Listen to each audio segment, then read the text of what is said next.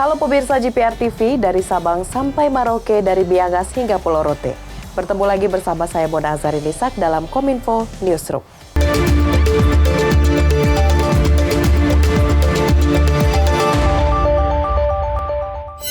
Menkominfo Republik Indonesia mengimbau industri hiburan melakukan percepatan migrasi ke teknologi digital.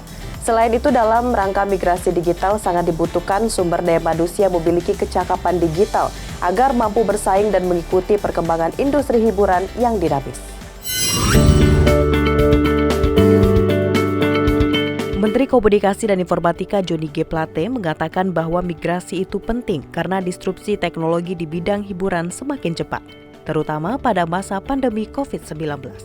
Menkominfo juga menyampaikan bahwa dalam migrasi digital sangat dibutuhkan sumber daya manusia yang memiliki kecakapan digital agar mampu bersaing dan mengikuti perkembangan industri hiburan yang dinamis.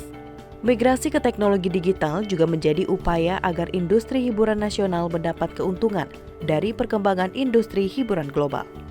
Disrupsi teknologi juga ikut berdampak terhadap produksi, pemasaran, dan disrupsi sektor industri hiburan.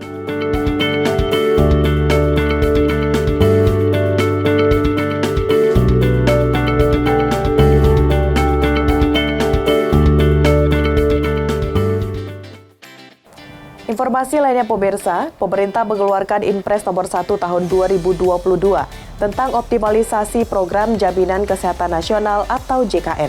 Sesuai dengan pidato Menteri Koordinator Bidang Pembangunan Manusia dan Kebudayaan, Muhadjir Effendi, 98% penduduk Indonesia pada tahun 2024 mendatang sudah terdaftar sebagai peserta BPJS Kesehatan.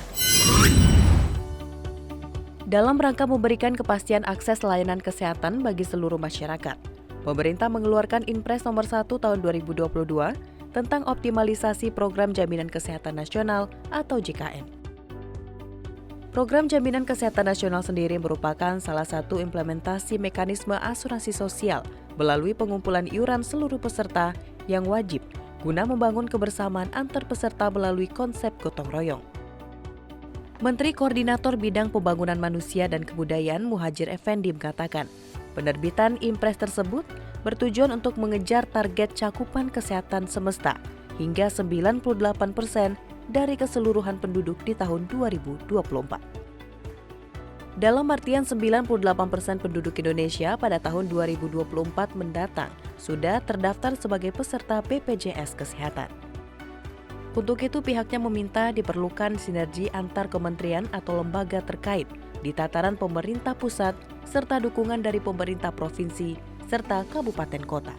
Sekali lagi, DJSN ini, Jaminan Sosial Kesehatan ini tidak akan jalan dengan baik kalau hanya mengandalkan BPJS Kesehatan tanpa ada dukungan dari pihak terkait khususnya pemerintah provinsi, pemerintah kabupaten kota, karena yang punya penduduk itu adalah provinsi, kabupaten kota. Karena itu peran pemerintah provinsi kabupaten kota ini menjadi sangat-sangat vital dalam upaya kita untuk mencapai target tadi 98% kepesertaan di dalam BPJS Kesehatan ini.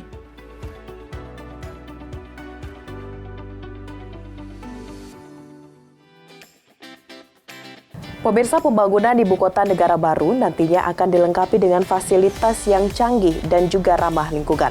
Dengan konsep kota yang cerdas dan di dalam hutan, smart dan juga green menjadi tolak ukur utama dalam pembangunan ibu kota negara baru Nusantara.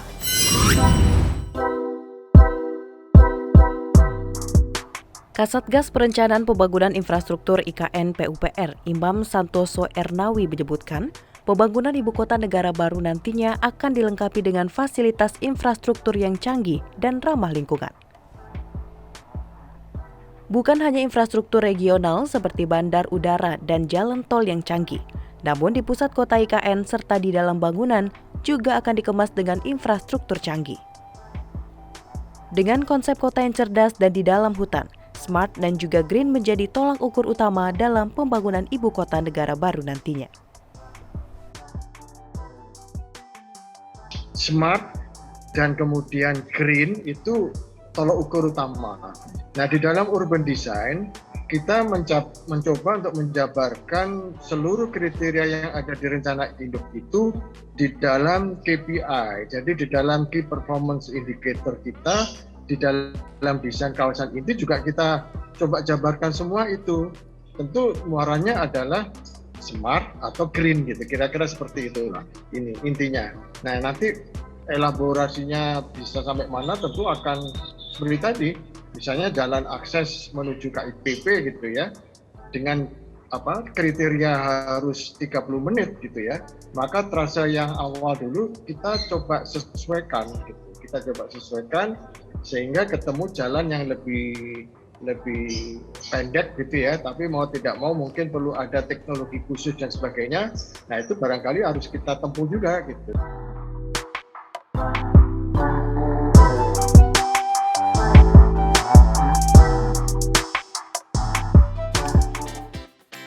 Pemirsa, menutup informasi terakhir, pemerintah akan menyediakan berbagai fasilitas pendukung bagi ASN yang masuk dalam gelombang pertama perpindahan ke IKN. Selain itu, di perumahan ASN nantinya juga akan dibangun fasilitas pokok termasuk fasilitas pendidikan. Pada gelombang pertama, perpindahan berbagai perangkat pemerintahan ke ibu kota negara baru. Pemerintah juga akan menyediakan berbagai fasilitas pendukung bagi ASN.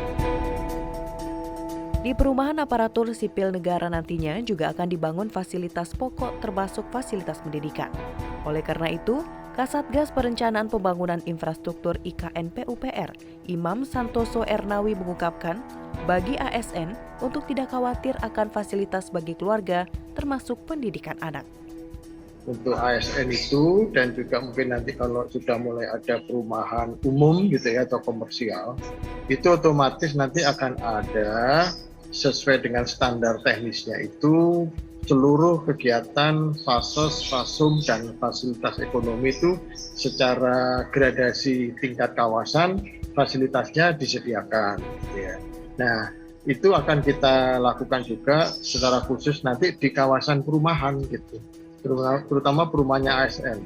Jadi nanti di perumahan ASN itu tidak sekedar rumah saja gitu ya, tetapi akan ada sekolah, ada pasar gitu ya, dan lain-lain lah kira-kira seperti itu.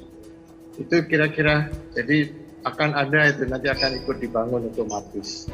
Jadi misalnya untuk skala setingkat kecamatan itu misalnya berapa sekolah lanjutan, kemudian di tingkat kelurahan berapa sekolah dasar gitu ya, itu tetap kita mengikuti standar itu, otomatis lah. Pemirsa, itulah ragam informasi yang telah kami kemas untuk Anda. Dapatkan update berita pilihan setiap harinya di kanal GPR TV atau melalui sosial media gprtv.id. Saya Mona Azharini pamit, sampai jumpa.